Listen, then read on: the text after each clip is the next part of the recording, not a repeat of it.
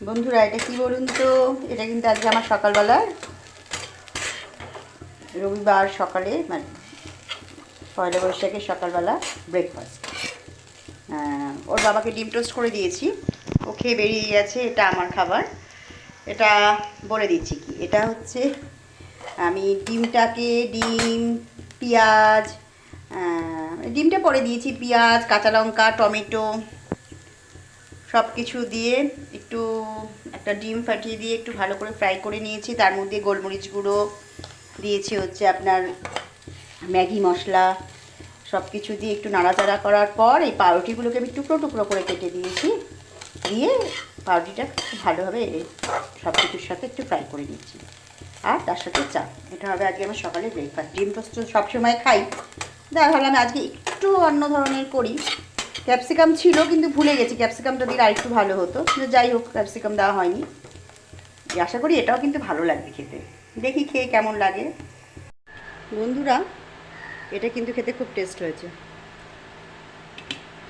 কারণ এর মধ্যে সবই পড়েছে, তাই একটু নতুন করে করলাম, আমি দেখি কেমন লাগে। সত্যি খুব টেস্ট হয়েছে খেতে।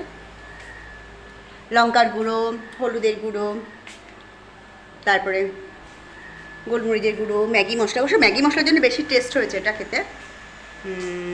এটাই এরকমভাবে আরেকটু অন্যরকমভাবে আরেকদিন দেখাবো। আজকে তো আমি বুঝতে পারিনি, যে ভাবলাম করার পর মনে হলো তাহলে আপনাদের সাথে একটু শেয়ার করি, নাহলে আগে থেকে একটু শেয়ার করলে ভালো হতো। সত্যি কিন্তু খেতে খুব সুন্দর, মানে একটু অন্য ধরনের লাগছে আর কি। সে বাচ্চারা শিখ যেরকম কুরকুরে খায়, যেরকম টেস্ট ঠিক সেরকম লাগছে। তো ব্রেকফাস্টটা করিনি, অবশ্য এখন ব্রেকফাস্ট এখন 11:30 বাজে। যাই হোক এটা খেয়ে নিই, তারপরে আজকে কিচ্ছু রান্না করবো না। আজকে একদম প্লেন ডাল সিদ্ধ, আলু সিদ্ধ, ডিম সিদ্ধ ভাত খাবো। কারণ কালকে প্রচুর রিচ খাওয়া দাওয়া হয়েছে। ভাগনার শ্বশুরবাড়ি গেছিলাম, মানে দুরকম মাছ, মাটন, মাছ মাথা দিয়ে ডাল, বেগুন ভাজা, ভিডিও ছাড়লে দেখতে পাবেন যে সবটাই খেয়েছি। আজকে আর একদম হালকা, নালে ভেবেছিলাম বছরের প্রথম দিন মাংস করতাম না, অন্তত মাছটা করতাম।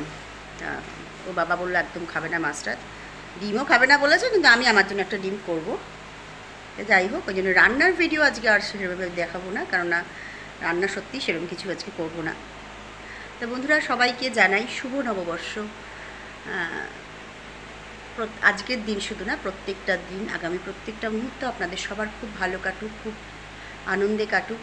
আর সবার আগে একটা কথাই বলবো, সবাই খুব ভালোভাবে সুস্থ থাকবেন, ওটা খুব দরকার এখন প্রত্যেকটা ঘরে ঘরে। সত্যি কথা, মানুষ সুস্থ থাকাটাই মানুষের আর হয় না, তাই সেই কারণে সবার আগে বলছি সুস্থ থাকবেন। সুস্থ থাকলে সবটাই ভালো থাকবে, সবাই ভালো থাকবে। বাড়ি মানে পরিবারে যদি কেউ একজন অসুস্থ থাকে, তাহলে কিন্তু পুরো পরিবারটাই মানে অখুশি হয়ে যায়, কারোর ভালো লাগে না। বিশেষ বিশেষ দিনও কারোর আর মন মেজাজ ভালো লাগে না। সেই কারণে বললাম সবাই সুস্থ থাকবেন, ভালো থাকবেন। আবার বলছি সকলকে জানি শুভ নববর্ষ। তাহলে এখন টিফিনটা আমি করিনি, পরে আবার কথা বলছি। বন্ধুরা রাতের খাবার রুটি, এখানে আছে ভেন্ডি আলু টমেটো দিয়ে একটা তরকারি, এখানে একটু আলু দিয়ে ছোলার ডালটা করেছি, একটু আলু অল্প অল্প ছোটো ছোটো করে টুকরো করে দিয়েছি, আর একটা মিষ্টি। এই হচ্ছে রাতের খাবার আমাদের আজকে। ও খেতে বসে যাক, আমি একটু পরে খাবো। বন্ধুরা আমি একটু সেলাই করতে বসেছি, কয়েকটা জিনিস একটু সেলাই করব, সেলাইটা করে নিই, তারপর রাতে খাবো। তারপর এমন কিছু রাত্রে আজকে হয়নি, আজকে মাত্র 10:10, তাও এই ঘড়ি ফার্স্ট হয়েছে 5 মিনিট, মানে 10:05। ও খুব ক্লান্ত হয়ে এসছে, একটু খেয়ে একটু বিশ্রাম করুক, আমি একটু পরে খাবো, আমি সেলাইটা করে নিই। বন্ধুরা আজকে সেভাবে আমি ভিডিও করে উঠতে পারিনি, আমি কালকে একটু ভিডিও ছিল সেটা, আর আজকের অল্প নিয়ে আমি ভিডিওটা পোস্ট করবো। যাই হোক, মানে ওর তো খাওয়া দাওয়া হয়ে গেছে, আমারও খাওয়া হয়ে গেছে, আমি জাস্ট খেয়ে উঠলাম। তা ভাবছি এখন আপনাদের শিবরাত্রিটা তো বলা হয়নি, বলিনি। আর তার আগে আরেকটা কথা বলি, যে আপনারা তো আমার বড় ভিডিওটা বেরিয়ে যে দেখেছেন, যে আমরা কীভাবে কতটা আনন্দ করেছি বাগমা বাড়িতে দিয়ে। সত্যি গ্রামের পরিবেশ ভীষণ সুন্দর, খুব ভালো, আর মানুষজন তো ভীষণ ভালো। এত যত্ন আত্মি মানে আমরা করতে পারবো না, সত্যি পারি না। কোনো দিকে কোনো কিছু রাখিনি, ভীষণ যত্ন করেছি, খুব খুব আনন্দ করেছি। আর ওখানকার পরিবেশ বলুন, মাঠঘাট বলুন, সব কিছু ভীষণ ভালো লেগেছে। তবে একটা খুব মানে কী বলবো, দুঃখই বলতে পারেন, আপনাদের কথা দিয়ে কথা রাখতে পারিনি। একটা খুব ইচ্ছে ছিল যে বদ্যিবিলে যাবো, কিন্তু পারলাম না। খেয়ে দিয়ে উঠতে উঠতে অনেকটা বিকেল হয়ে গেছিলো, আর মাঠে যখন দেখি প্রায় সন্ধ্যে নেমে আসছিলো। সে তো দেখেই বুঝতে পেরেছেন ভিডিও দেখে।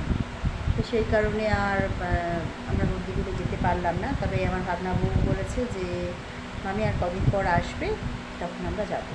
কিন্তু ভাবছি কদিন পর না একটু ওয়েট করে যাই। ওখানে যখন সর্ষে চাষ হবে, সর্ষে চাষ হওয়া যখন সর্ষে ফুলগুলো না এত ভালো লাগে দেখতে, সারা মাঠ জুড়ে হলুদ হয়ে থাকে ফুলে। সে মানে ভীষণ মানে দেখলে না নিজেকে সব লোক সামলানো যায় না। আমি ননদ মানে আমার ভাগনা বৌদি ওখানে অনেক ছবি টবি তুলেছে।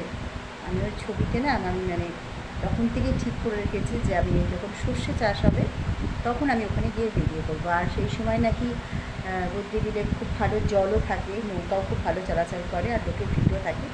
তা ইচ্ছে আছে সেই সময় যাব, ইচ্ছে না সত্যিই যাব, অবশ্যই যাব। সেই সময় গিয়ে আমি ভিডিও করবো আর মানে বদ্যিবিল আপনাদের দেখাবো।